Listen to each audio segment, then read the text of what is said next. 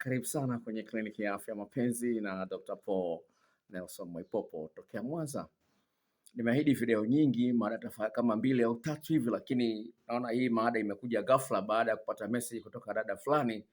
Kwa hiyo nimeona zile mada nyingine kwanza nizisubiri ambazo nimekuahidi hapa. Nikuletee mada hii ambayo imekuja kutoka kwa mteja kwa sababu kwa ajili ya usalama wa raia. Usalama wa raia unakujaje? Mada inasema hivi: wanawake wanaotegeshewa kinyume na maumbile na hasara zao. Sasa ningependa nizungumze hili. Hebu fikiria mtu akikwambia bwana, nakupa milioni 100 leo, lakini kuna sharti moja. Nakupa milioni 100 leo, lakini kuna sharti hili moja. Kesho sawa, nakupa milioni 100 leo, lakini kesho uende ukalaze hospitali. Ukalaze hospitali kwa sababu ya kuchanganyikiwa. Ukalaze kwenye hospitali ya wagonjwa wa akili. Uko tayari nikupe milioni 1? Ungesemaje kama ingekuwa ni wewe ukalazwe, kwamba kwa mwezi mzima ulazwe kwenye hospitali ya wagonjwa wa akili umechanganyikiwa baada ya kufanywa kitu haramu? Umefanywa kitu haramu ambacho kutarajia kabisa. Uko tayari? Hapo inamaanisha kwamba kama hauko tayari, inamaanisha kwamba kumbe hela sio muhimu sana kuliko afya yako au uzima wako. Na Bwana Yesu akasema hivi, itamfaidia nini mwanadamu akipata mali za ulimwengu wote ila akapata hasara ya nafsi yake? Sasa tumuone mtu aliyepata hasara ya nafsi yake kwa message ambazo amenitumia asubuhi ya leo. Naomba nikusomee message hizi ambazo zimeunganishwa na huyu mdada mzuri kweli kwenye profile yake hapa. Ngoja nikuonjeshe kwenye profile yake hapa. Dada yuko mzuri kweli. Amepiga bla, unaona mchatisho wetu, mchatisho. Nikamjibu tu kidogo hapa. Sasa sikiliza. Asema, habari Dr. Mahaba, naomba unitatulie shida yangu, naogopa sana. Please, sikufichi, naomba unisaidie. Mimi ni mke wa mtu, nina mwaka wa 8 kwenye ndoa. Mume wangu mimi hajatulia kabisa, yaani amezaa nje watoto 2 nje ya ndoa. Lakini sijafikiria kuachana naye, kwa maana nimezaa naye tayari mimi watoto 2 vile vile. Maisha ni magumu, hata nikiondoka nitawasumbua watoto wangu wenye malezi. Dokta, mimi mwaka huu nilipata mtu nje ya ndoa. Ni mtu mzima na heshima zake na ana pesa zake. Alinipenda mwanzo, sikufikiriaga kumpata mpenzi wa nje kwa jinsi nilivyokuwa napenda mambo ya dini. Lakini dokta alivyoonyesha kunijali mimi, nikajitosa, nikampa penzi kwa mara ya kwanza. Hajaonyesha tabia mbaya yote, hata na mimi nikamwamini na kumpenda. Lakini dokta, hii mara ya pili tulipoonana, tulifanya mchezo kawaida tu, vizuri tu. Lakini katikati ya kumaliza mchezo, nashangaa mwenzangu akaingiza uume nyuma yangu, sehemu ya haja kubwa. Kiukweli dokta, sikupenda. Nilijitahidi kumtoa mpaka nikaweza. Kiufupi, yeye alimalizia nje, alishindwa kumalizia huko kwenye mlango wa nyuma. Alipotoa nikamsema sana, eti ananiambia yeye anaona kawaida, hajaona kama ameingiza nyuma. Mimi nikavaa nikaondoka kwa hasira, nikarudi nyumbani, nikamblock, nikaswali swala ya kuomba toba kwa Mungu wangu.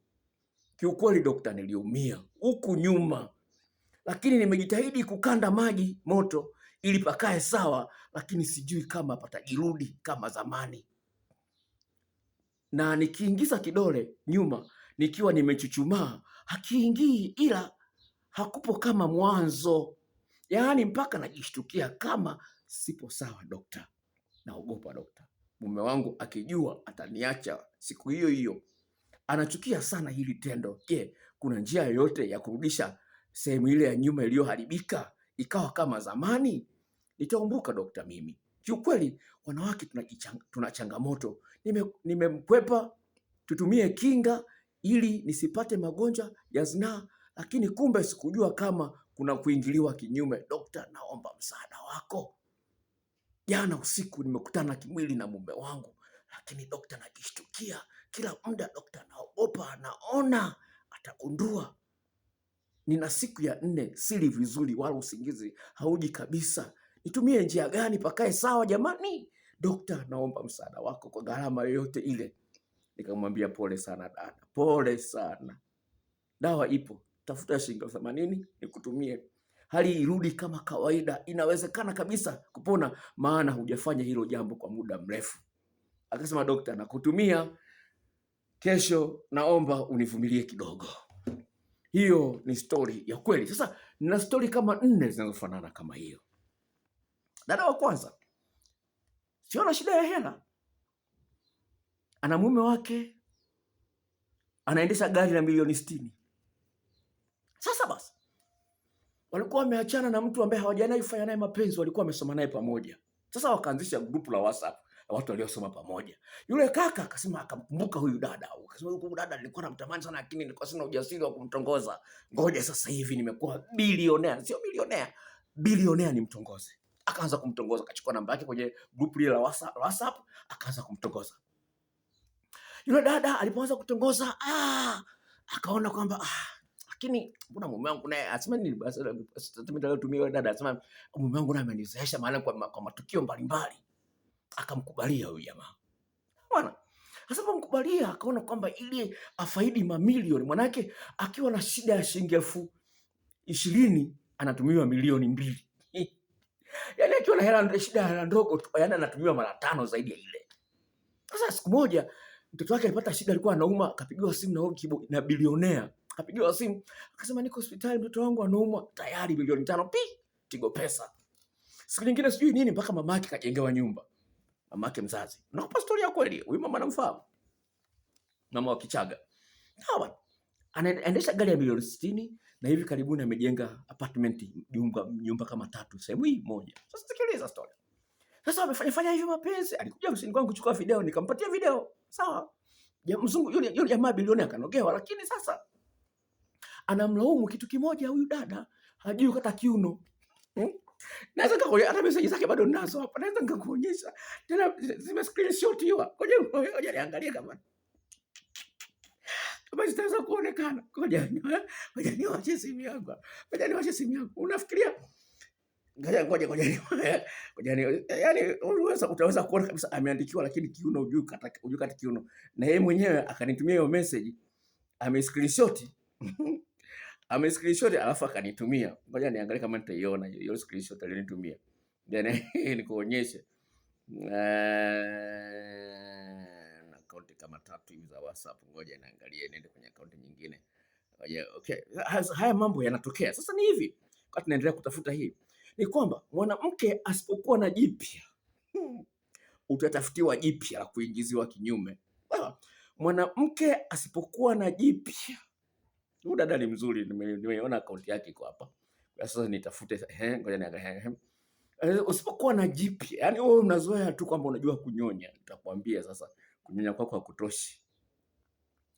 Ilikuwa hapo ile nilikuwa nimeifuata kwa sababu yeye mwenyewe alishadelete. Aliponitumia hiyo screenshot alafu akaidelete. Sasa nilikuwa nimerusha sehemu nyingine kwa sababu na namba nyingine za ziada. Anyway, tuliachana nalo.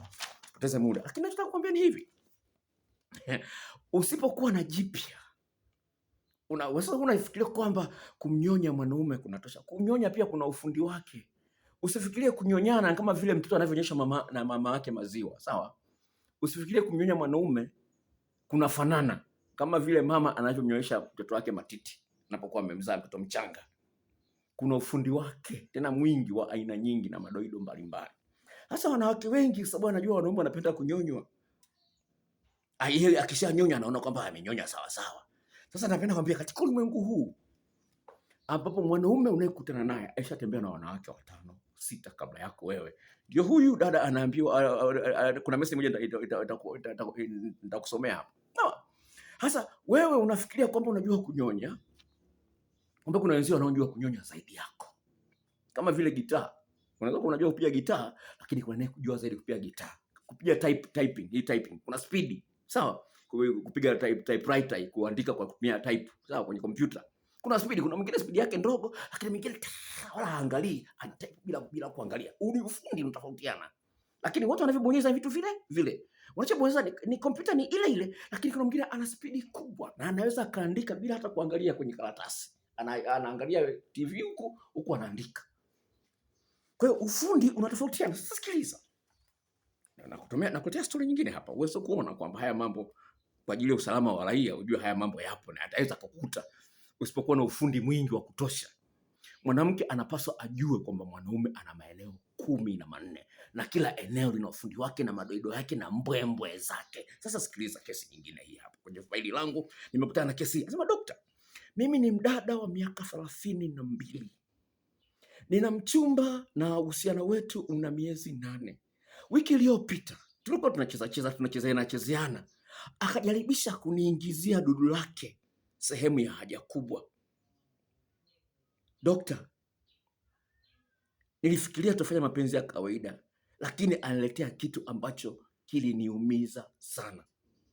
Hatujawahi kufanya kinyume na maumbile hata mara moja, na wala hakuleta hiyo hoja ya kuniomba kwamba aniingilie kinyume na maumbile. Nikamwambia achane na hilo jambo, lakini akawa amelala tu pale, amekaa kimya. Hata kuomba radhi hakuombelea radhi. Baadaye akasema, lakini bwana, wewe usinilinganishe mimi na wanaume wengine waliokuwa nao huko nyuma. Na mimi bwana napendelea vitu tofauti na hao. Unaweza kuona miezi 8 mtu anakojolewa alafu anakuja anaachwa baada ya kuambiwa kwamba nataka kinyume na maumbile. Bila kinyume na maumbile hawezi. Sasa anakuletea story nyingine hapo. Jiwe kinyume na maumbile ili kabla sijaleta mambo mengine. Dokta, hiyo hoja unayozungumza na huyo dada imenitokea hata mimi. Lakini kulikuwa kuna tofauti. Mimi nilikataa, lakini yeye akaendelea tu kuingiza. Nikamwomba bwana aache, lakini akaendelea kuingilia kinyume na maumbile, hakuacha. Dokta, kidogo nisimie. Nilipata maumivu makali kweli. Yaani kwa wiki nzima nilikuwa nakunya kwa shida, nilibakwa kinyume na maumbile. Unaweza kuona?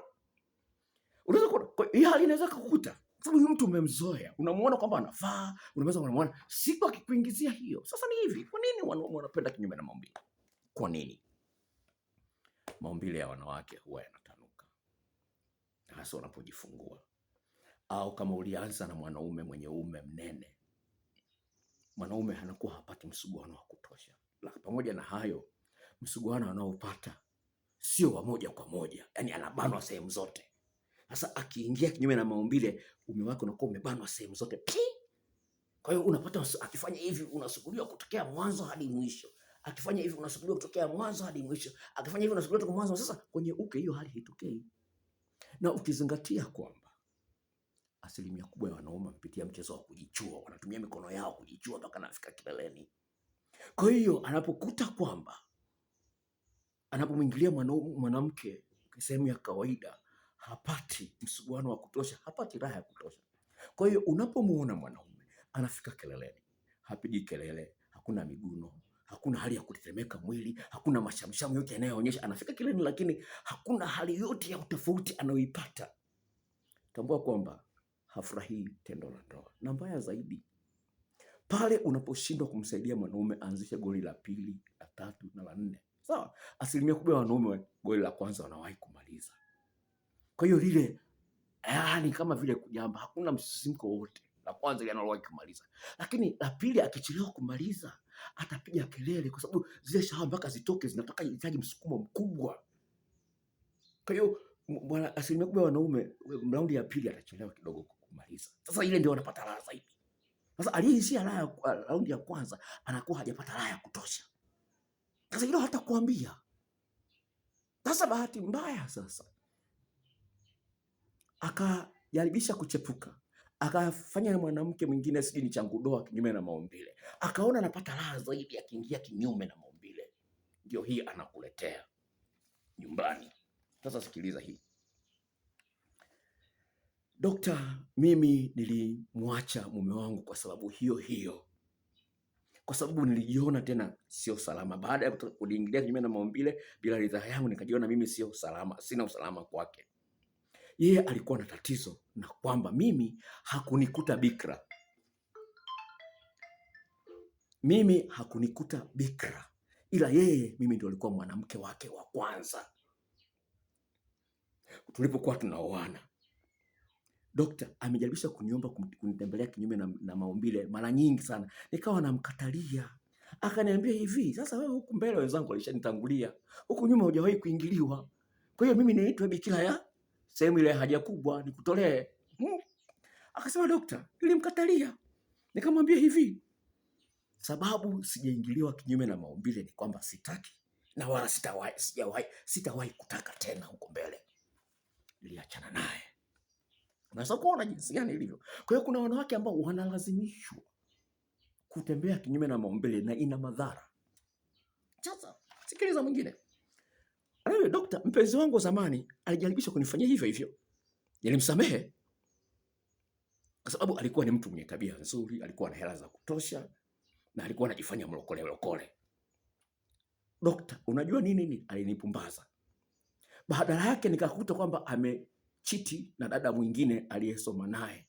Nilipomuuliza kwa nini umenichiti, akasema wewe umeninyima kinyume na maumbile, ndio maana ni hivyo nimeamua kuchiti. Dokta, niliachana naye kwa sababu hiyo. Unaweza kuona? Kwa hiyo kuna mwanaume atachepuka kabisa kwa sababu huku anapofanya mapenzi na wewe katika ile hali ya kawaida hapati msuguano wa kutosha, hapati raha ya kutosha, alafu kwa bahati mbaya kumsaidia mara ya pili au ya tatu arudie, hujui hizo mbinu, huzijui. Nina video 62 na jarida moja inakuwa 63 ambazo zinawatumia wanawake.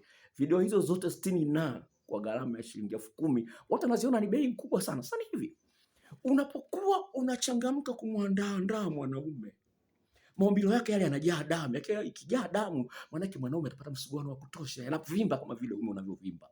Maumbile yako ya kike na yenyewe yanavimba. Sasa kwa sababu wewe unasubiri tu kuingiliwa tu. Vitu vya kumfanyia mwanaume unafahamu vitatu tu, wakati umeambiwa viko 14. Kwa hiyo uso wako unakuwa bado umesinyaa, haujajaa damu ya kutosha. Kwa hiyo mwanaume apate msuguano wa kutosha. Ukijiandaa vizuri mpaka yaani unajua kuna zile dawa ambazo unaambiwa kwamba za maji, unaambiwa kabla ya kuitumia lazima uitikise, sawa? Sasa unapokuwa una vitu vingi vya kumfanyia mwanaume ni kama vile unatikisa zile dawa ambazo zinasababisha uke wako ukae vizuri. Ndio maana wengine mpaka kizazi kinasogea mbele. Mwanaume akiingiza hivi anakutana na kizazi. Sasa wewe unayefahamu mambo matatu tu, manne tu, unajiona mjanja, utafirwa. Ngoja akafile nje, aone utamu wake, alafu amue kurudi na story nyingine tena. Ngoja hapo. Dokta, siku moja boyfriend wangu aliniingizia kinyume na maumbile, akasema ni bahati mbaya. Sikumwambia aache, akaendelea. Lakini dokta, niliumia. Yani ile sehemu ya haja kubwa ilikuwa inawaka moto. Dokta, niliamua kuacha. Nikaanza kulia usiku ule. Nikalia, akanibembeleza sana dokta. Lakini dokta, sehemu yangu ya haja kubwa iliendelea kuuma kwa siku kama 4 au 5 mbele yake. Dokta, hiyo hali mimi siipendi irudie tena. Sawa. Sasa haya ni mambo ambayo yanatokea ambayo utayasikiliza kwenye taarifa ya habari. Nakuletea mimi kama sexologist na faili langu lina makesi mbalimbali. Sawa. Sasa unapokuwa unajua mambo mengi, unamfumba akili huyu mwanaume asitamani kitu kingine tofauti. Maana anapata utamu. Dada wa miaka 43 baada ya kumtumia video, yuko ndani ya ndoa zaidi ya miaka 10 na anaambia dokta, mume wangu sasa hivi ananipenda kuliko kawaida. Dada wa miaka 43 anaambia ananipenda kuliko kawaida. Ana please mpaka anapiga makelele. Mmoja alikuwa kwa guest mpaka anamfumba mdomo. Wanaacha. Mdomo. Mwanaume ana please anapiga makelele. Unaweza kuona dada mmoja ambaye ni daktari Kilimanjaro, daktari. Nikamtumia hizo video, mume wake alikuwa hawezi kurudia raundi ya pili ya tatu, alikuwa hawezi. Alikuwa na matatizo ya mgongo kidogo.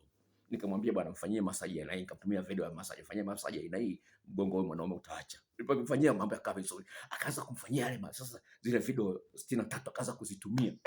Mwanaume akamuuliza umezipata wapi hizo video? Akamueleza. Akamwambia mimi niagizia na mimi kwangu. Akanilipa hela, tena akanipa 15,000 badala ya 20. 15,000 badala ya 20. Niambia daktari nyingine nitakunywa soda. Hebu nitumie za mume wangu naye anajua jinsi ya kuninogesha mimi. Kwa hiyo haya mambo yanahitaji ufundi. Sasa usipokuwa na jipya utatafutiwa jipya. Kama usipotafutiwa jipya la kulifanya wewe mwenyewe, basi atatafutwa mwanamke mpya. Sasa usio tu mwepesi wa kulaumu, wanaume hawezi akatulia na mwanamke mmoja. Sio kweli, wako ambao wana uwezo wa kutulia na mwanamke mmoja, na science inalithibitisha hilo. Kuna mbinu ya kufanya mapenzi kwa muda mrefu inaitwa kereza. Imethibitishwa kabisa, inasababisha mtu anapenda tu kufanya mapenzi na yule yule aliyemzoea. Sasa wewe kaa tu hivyo, uboteka tu, utafilwa. Hii ni Kliniki ya Afya Mpenzi. Kama unaangalia video hii kwa mara ya kwanza, tafadhali subscribe. Ukisha subscribe, kuna kakengele katatokea pale. Bofya na kale kakengele, alafu bofya na ile yani kila video nitakao kuwekea hapa upate taarifa haraka. Mungu akubariki. Agizia hizo video, maelekezo na kuwekea hapo chini, na namba zangu za simu na kuwekea hapo chini. Bye bye.